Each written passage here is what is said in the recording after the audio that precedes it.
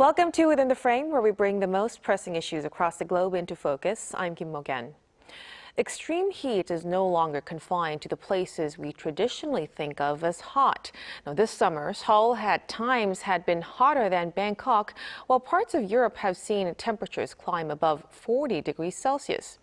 And the concern goes beyond the heat itself. Extreme heat is increasingly combining with drought and heavy rainfall, disrupting food production, pushing up prices, and putting growing pressure on public health and infrastructure. And here in Korea, President Lee Jae Myung has called the situation a national disaster and urged stronger measures to protect the public.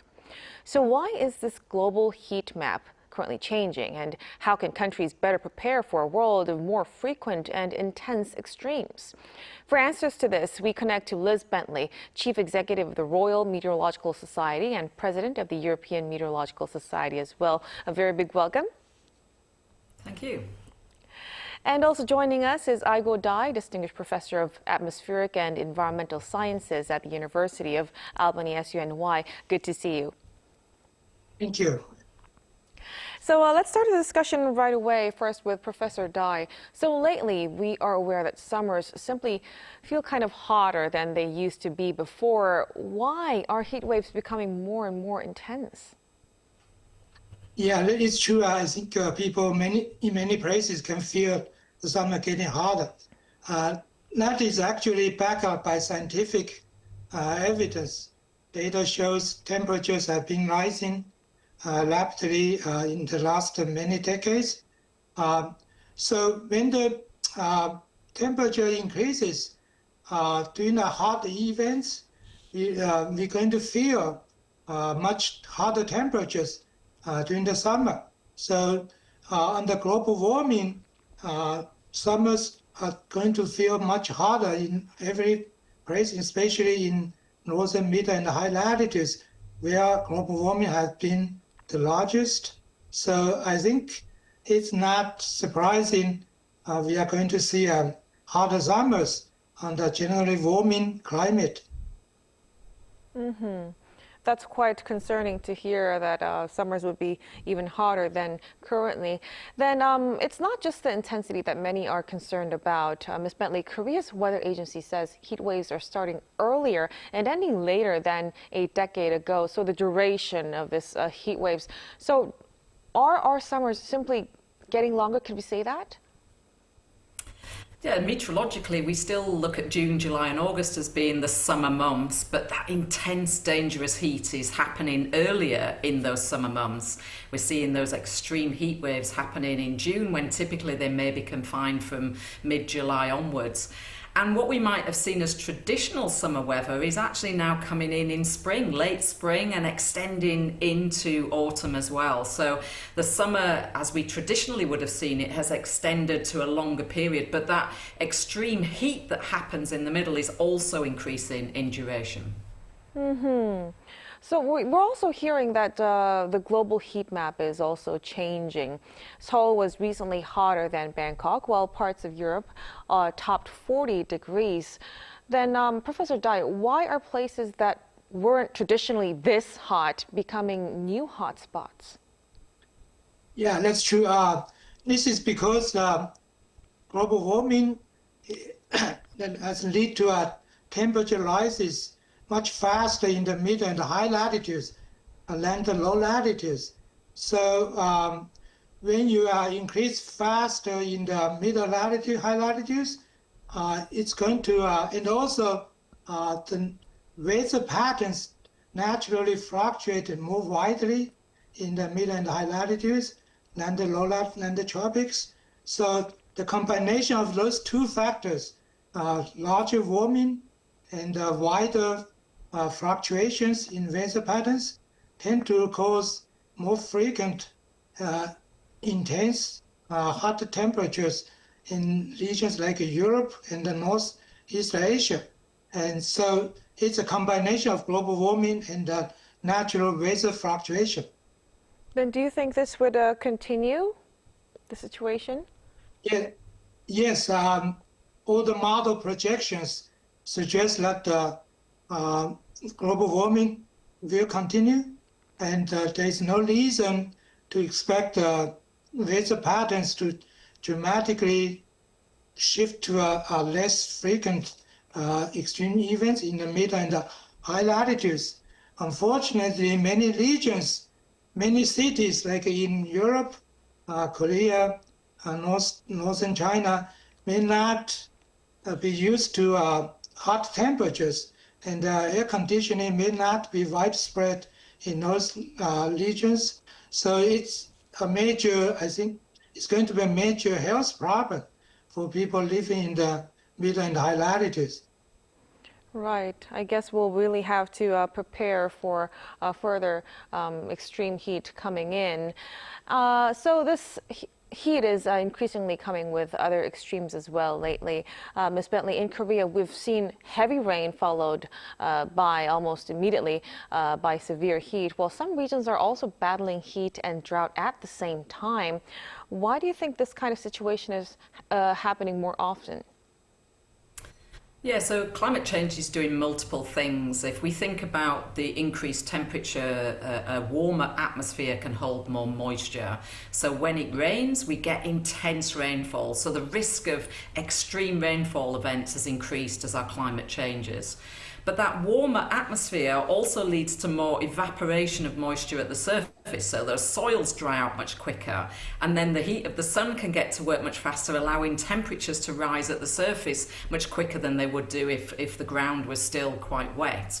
So you get these kind of compound events happening. You'll get extreme heat leading to flooding, extreme intense rainfall, and you'll also get the heat drying out, causing drought conditions. And we've noticed with climate change that these situations can change very quickly. So it's called a whiplash effect, where you move from one regime of very wet conditions to very dry conditions in a short space of time. So, for example, in the UK at the moment, we've got something called a flash drought, a drought that's happened quite quickly over a short space of time because of the high temperatures, the extremely high temperatures we've had here. And then there are other effects like marine heat waves. So the temperature, sea surface temperature around our shores are a lot higher than they would be. So we don't get any cooling effects in the overnight time and get those high tropical nighttime temperatures that we're seeing more frequently as well. And then a final thing, I guess a combination of the drought and heat leads to more wildfires. And we've seen lots of those across Europe this summer. And again, I think there were some extreme wildfires in South Korea last year. That combination of drought and extreme heat, you get these compound events that lead to even more extreme conditions. Right, so these extremes are really increasingly feeding into one another, and it took many of us by surprise. Now, we're also feeling the impact at the supermarkets too. Professor Dai, global food prices are rising again as heat and drought hit major producing regions. For our viewers, could you tell us, how does extreme weather end up driving up food prices? Yeah, as Liz just mentioned, another impact from global warming is the increasing drought. So we know during drought events, crop yields going to decrease. And in fact, many regions like southwest US and northwest China have already become so dry that farming becoming so difficult. So there will be a loss of farmland combined with reduced crop yields during a more frequent drought. That's obviously going to cause a shortage, even a shortage of food, and it obviously will increase grocery price because the reduced supply. Just the farming becoming so more difficult, challenging, costly, and due to the more frequent drought and extreme heat, which reduce crop yield, right? So that's a major impact from global warming. Besides just the heat and the health-related issues, negative impact on agriculture is another major concern from global warming. Definitely. So this climate change is now being something that people can actually feel in their households' budgets as well. Then with this situation, how should governments respond to this? President Lee Jae Myung has called the situation a national disaster and ordered stronger protection for vulnerable groups and also outdoor workers as well. Ms. Bentley, what should an effective heat response look like right now? I think it's really important that these extreme heat events are recognised as natural disasters, and that's an international trend as well. We've seen that across Europe this summer with different countries announcing these as national disasters. It allows then for this to be prioritised. So in the short term, we need to think about how we can protect people dealing with the heat, and that's a combination of early warnings, so to get the message out when heat events are happening, public education, to help people understand what action they can take to respond to this heat, but then also thinking about different ways we can protect outdoor workers, so maybe limiting a maximum temperature within which people can work safely, providing shady spaces for outdoor workers to go and get some out of the heat of the midday sun. And then for vulnerable people, thinking about how we can provide them with cool spaces, so cooling centres, public spaces where people can go to actually take a respite from the heat. In the longer term, though, we really need to think about how we change and adapt our cities in particular to manage these heat events. So we need to work out how we get cooler, greener cities that will help to cope with the rising temperatures that we've not only seen, but as we've just heard, will continue to rise as our climate continues to change.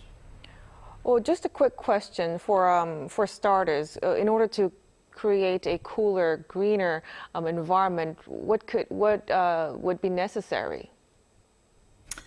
Yeah, so we could plant more trees in city centres. So trees provide natural shade. They also act as a natural air conditioning. They keep the temperatures lower within the city. They also pick up pollution as well, so there's an added benefit there. We can build more green open spaces and inner cities that have lakes or ponds. Again, that water can act as a cooling effect as well.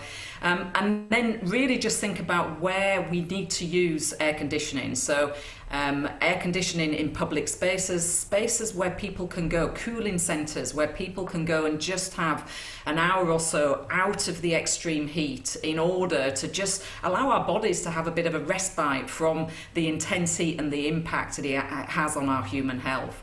And then again, I think we need to think about other places like hospitals, care homes, schools, again, where you've got the elderly, the very young, thinking about how we keep those cool as well, and probably prioritising those with air conditioning units. Right, thank you for that. So prevention and managing would have to go in parallel. So speaking of prevention, forecasts, we are really relying on forecasts a lot. We look for it every day. So what could be done to make these heat forecasts more accurate and give people more time to prepare? Yeah, so I mean, the improvement in forecasts has increased significantly over recent decades and continues to, I think, as we better understand the atmosphere and we have bigger computers to be able to produce higher resolution models. But it's more than just predicting temperature. I think it's about the impact that heat waves are going to have. So we have impact forecasting in South Korea, a way of having to not just look at meteorological aspects, but how they impact on our health, on our infrastructure, on the energy supply, for example. But I think one step that can go further is to have better integration of those impact forecasts. So combining those forecast models with health, urban infrastructure models as well. So you've got the complete holistic picture, not just focusing on the meteorological element, but the impacts that they will have on our health, on our infrastructure, and on our energy supply. And then really you get the whole picture really for people to be able to make decisions on.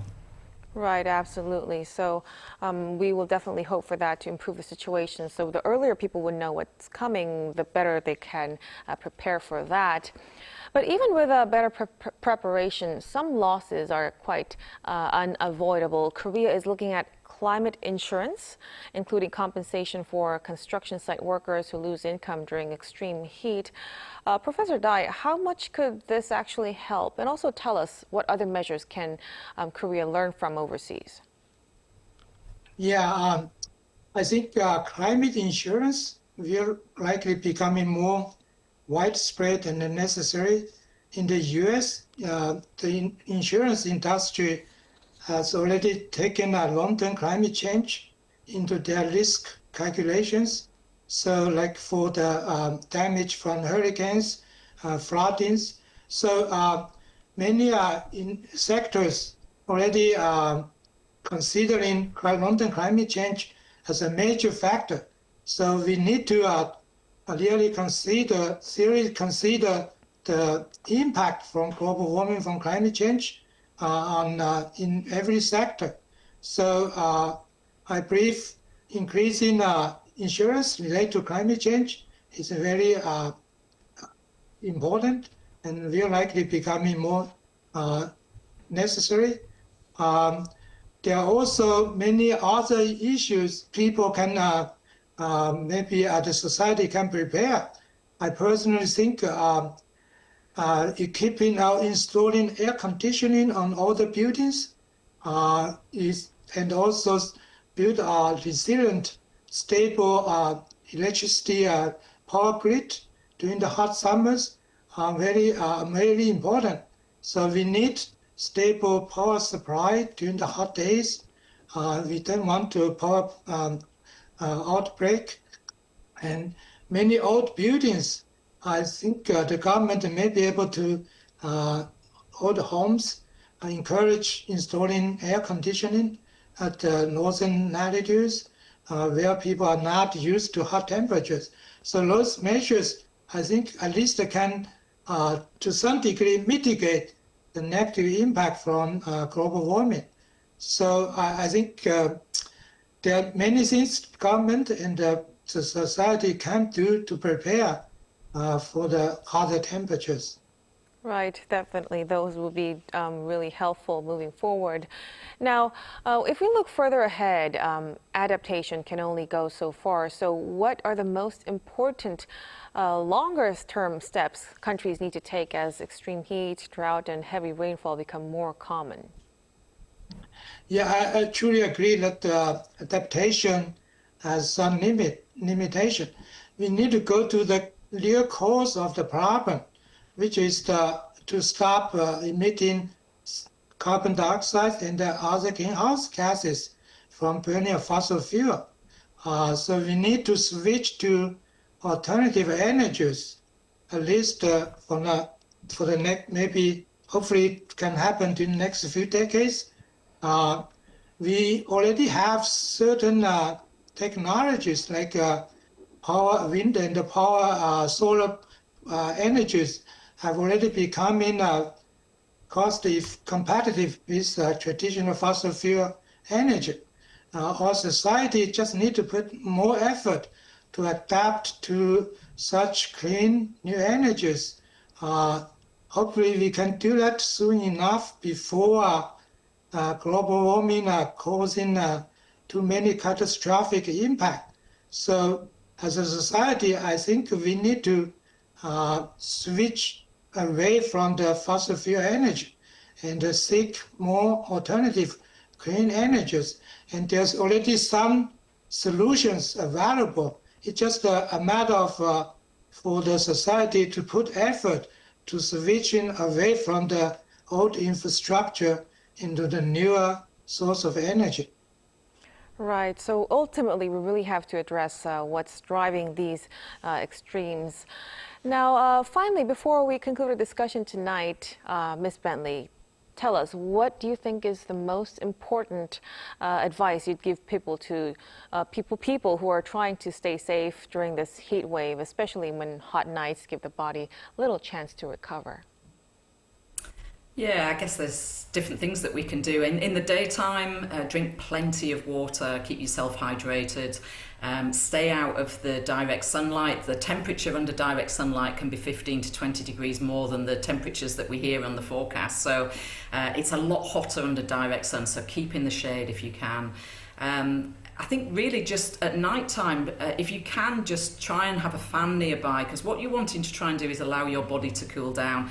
And the way it does that is to sweat. We perspire, we put moisture on our skin, and we need some way of that evaporating. So if humidity is high, which it often is, we need a fan to blow air across our skin that will help to cool it. And then maybe think about having a cold shower before you get into bed. Just take your body temperature down a little bit and have some damp cloths, cold damp cloths, either around your neck or around your wrists where you've got veins that are near the surface. If you can get cool material, wet material on those, that will help to bring your body temperature down. Wow, very important advice as extreme heat becomes a growing part of our summers. Thank you so much for that, Ms. Bentley. Thank you. And we'll have to leave our discussion tonight. Thank you to Professor Dai as well for sharing your insights. Thank you. And that'll be all from us on Within the Frame. Be sure to tune in again next time as we continue to explore the stories that matter. Till then, stay informed and engaged.